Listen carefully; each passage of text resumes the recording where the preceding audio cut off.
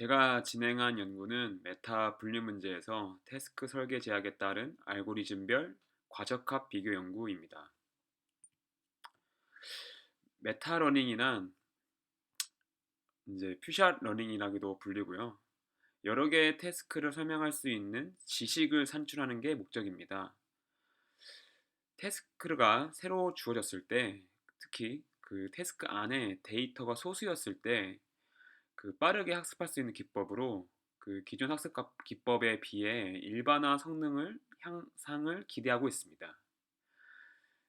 여러 문제 중에 기존의 감독 학습과 비지도 학습 그리고 강학습처럼 메타 러닝에서도 메타 리그레션, 메타 RL 그리고 메타 클래시피케이션 문제로 나눌 수가 있습니다.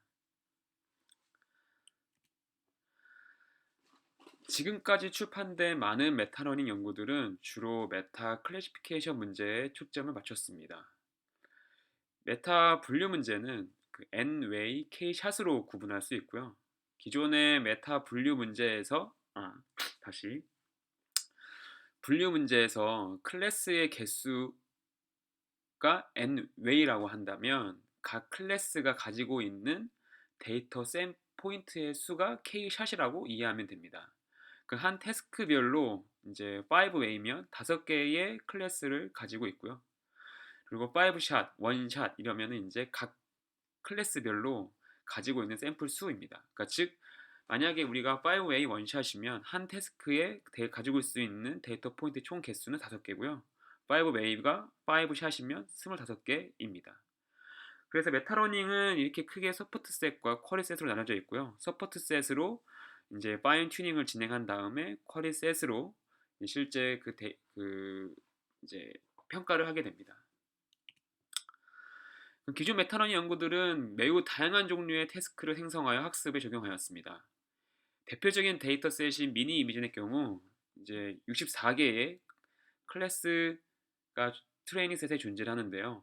만약 여기서 5개를 랜덤하게 추출하게 된다면 총 70만 개의 태스크가 존재 가능합니다. 근데 이렇게 지금 우리가 기존의 메타 분류 학습이 이제 이렇게 메타러닝 프레임에 맞춰가지고 만들어 보면 이렇게 무한한 태스크를 만들 수가 있는데 과연 현실 문제에서는 이렇게 태스크 개수가 무한한가? 이게 과연 적용 가능한 가정인가에 대한 의문이 있습니다. 그래서 만약 태스크가 학습 전에 정해졌다면 어떻게 될 것인가에 대한 궁금증이 생겼는데요. 그 세팅을 Non Mutual Exclusive 세팅이라고 합니다. 그러니까 즉 각각의 태스크가 보유해야 할 클래스와 레이블이 학습 전에 이미 다 설정되어 있다는 뜻입니다. 즉 이 위의 그림에서 보면은 이렇게 인터셔플이 기존에 랜덤하게 클래스를 뽑아놨던 방식이라고 한다면 Non Mutual Exclusive는 각각의 태스크별로 가질 수 있는 클래스가 제한적이고 그 클래스의 레이블 또한 이미 정해져 있다는 뜻입니다. 이러한 상황에서는 기존의 유명한 메타러닝 알고리즘인 MAM의 알고리즘은 오버피팅과 메모라이제이션 문제가 발생한다는 것을 우리가 리포팅이 되었습니다. 이 아래 그림 보시면 이렇게 왼쪽에 이는 메모라이제이션 문제인데요. 실제 트레이닝 과정에서는 상당히 높은 성능을 보여주는데 반면에 실제 밸리데이션 셋에서는 상당히 낮은 결과를 보여줄 수 있습니다. 가운데 그림은 이제 러너가 오버피팅 되어 있다는 건데 이제 어답테이션 전에는 성능이 매우 작지만 트레이닝 셋에서 어답테이션 후에는 상당히 성능이 높아지는 걸 볼 수 있습니다. 다만 성능이 높아지는 거에 따라서 원래 밸리데이션 셋도 높아져야 되는데 그러지가 않는 거죠. 근데 만약에 이렇게 인터셔플한 상황에서라면은 우리가 일반적으로 알고 있는 이런 상황이 발생하게 됩니다. 그러니까 우리가 잘 알고 있는 어답테이션 전에는 성능이 안 좋았지만 어답테이션 되면은 트레인이든 발리데이션 셋이든 성능이 좋은 것을 확인할 수가 있습니다. 근데 이 MAM의 방법 이외에 최근 다양한 메타러닝 방법들이 제시가 되어 있습니다. 옵티미제이션 방식으로는 이제 메타 SGD나 아니면 이제 기존의 네트워크 파라미터를 파인 튜닝하는 방법이 아니라 액티베이션을 파인 튜닝하는 LEO 방식이 있고요. 매트릭 베이스드 메타러닝 방식인 SIB 방식도 있습니다. 그럼 과연 우리가 최근 제안된 메타러닝 방법론에도 이런 논 뮤추얼 스크립 상황에서 과적한 문제가 발생하는지가 본 연구의 핵심입니다. 우리가 이 연구에서 적용한 모델에 대해 간단하게 설명해 드리도록 하겠습니다. 메타 SGD는 기존의 MAML은 이제 이너루프 업데이트 시 뉴럴넷의 몇 파라미터만 업데이트했습니다. 그 메타 SGD는 MAML과 동일한데 이와 동시에 러닝 레이트도 동시에 학습하는 방법론입니다. 에리오 같은 경우에는 기존의 MAML이 뉴럴넷의 파라미터를 업데이트했다면 에리오는 VA처럼 액티베이션을 파인튜닝하는 방식입니다. 네트워크 구조는 인코더, 디코더 구조를 가지고 있고요. 인코더를 통해서 우리가 레이턴트 베리어블을 만들게 되면 그 레이턴트 베리어블을 파인튜닝하고 그 레이턴트 베리어블 이제 Z라고 하는 게 디코더를 통해서 각각의 파라미터의 각각의 이제 웨이트를 만들어주는 네트워크를 만들어줘서 그 예측하는 방식입니다. SIB 같은 경우에는 기존의 앞서 방식이 좀 그레디언트를 이용한 방식이라고 한다면 SIB는 매트릭 러닝 방식으로서 각각의 클래스별 인베디드된 벡터의 평균값을 구해서 프로토타입을 정합니다. 이 그림에서는 세타라고 표현하는 방식이고요. 그럼 이제 쿼리 X의 인베드 벡터하고 이 앞서서 프로토타입과 곱해서 가장 높은 값을 클래스로 예측하는 매트릭 기반의 메타러닝 방식입니다. 다만 여기서 이제 좀 특이한 점은 이제 그레디언트를 산출하는 네트워크를 학습하여 이제 이너 업데이트에 우리가 실제 쿼리셋의 X에 대한 그레디언트가 아니라 이제 이 신테틱 그레디언트라고 하는 네트워크가 토해내는 그레디언트로 파인튜닝하는 방식입니다. 그럼 실제 미니비젯 우리 본 연구에서는 어떠한 실험을 진행했냐면 총 3가지의 실험을 진행하였습니다. 첫 번째는 미니비젯 데이터셋에서 각각의 알고리즘별 논 뮤추얼 익스클루시브 상황에서 어떠한 경향을 보이는지를 살펴봤고요. 각 네트워크별 또 레이어 수가 이제 증가함에 따라서 과적합 경향이 어떻게 나타나는지를 살펴봤습니다. 세 번째는 이제 이 메모라이제이션 문제를 제기한 이 연구자가 베이지아 네트워크를 통해서 이 과적합을 해결할 수 있다고 얘기했는데 저희가 이 실제로 그 과적합 문제를 해결하는지를 한번 살펴봤습니다. 첫 번째 실험입니다. 왼쪽은 메타 SGD 그래프고 에리오 그리고 SIB 그래프입니다.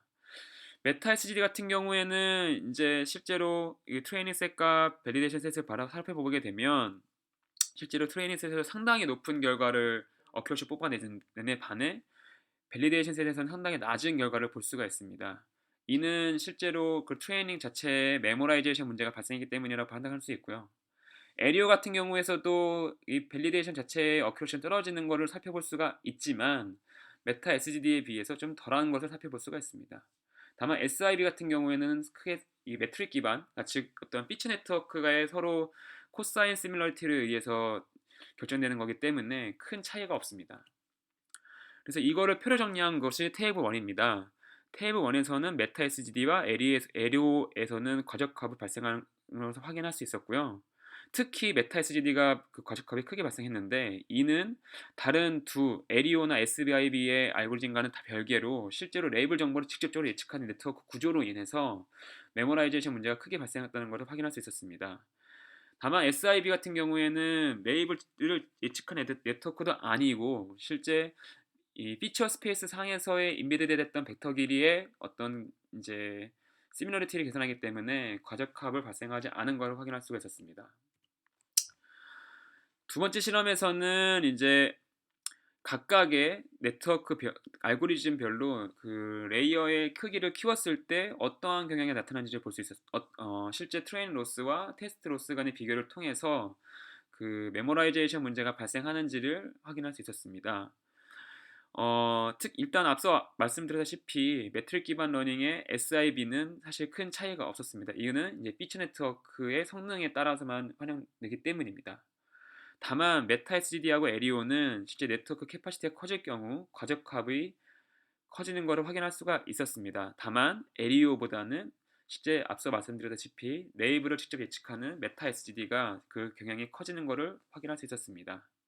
따라서 우리가 이러한 결과를 통해서 퓨전 러닝에서는 그 태스크가 상당히 많은 태스크를 그러니까 유사한 태스크들이 많이 만들어주는 게 모델의 제너럴라이제이션 측면에서 되게 중요한 것으로 확인할 수 있었습니다.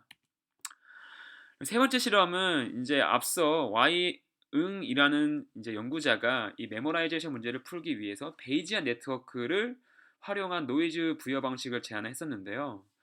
실제 그 모델을 이제 미니 이미지넷에 한번 저희가 적용해 봤습니다. 다만 논문에서는 그 non mutual exclusive 상황에서만 적용해 봤는데 저희 실험에서는 non mutual exclusive 상황 이외에 태스크 제약이 없을 때, 즉 인터셔플, 태스크가 상당히 많고 랜덤하게 수출됐을 때도 어떠한 경향을 보는지 살펴봤습니다. 이 테이블 3을 보게 되면은 옴니글럭과 미니 이미지 모두 성능의 저하를 살펴볼 수 있습니다. 이 말인즉슨 이 왼쪽 그래프를 보면은 이제 저렇게 오버핏 때는 현상은 나타나진 않지만 어쨌든 어큐러시를 보면은 상당히 성능을 떨어뜨리는 어, 결과를 나타내는 것을 보아서 실제 이 베이지안 네트워크를 활용한 이 레귤라이저는 좀 크게 의미가 없다라는 것을 확인할 수 있었습니다. 예, 토입니다.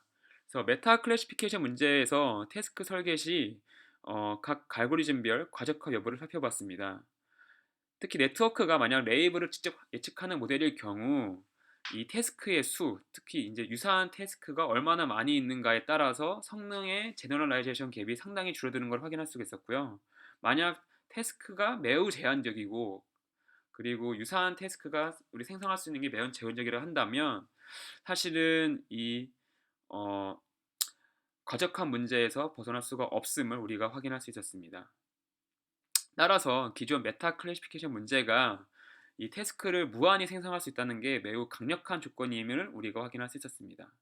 그리고 마지막으로 베이지안 네트워크를 통한 노이즈 부여 방식은 실제 이러한 메타러닝의 과적합을 해결하지 못한다는 것을 우리가 확인할 수 있었습니다. 예, 이로써 발표를 마무리하도록 하겠습니다. 감사합니다.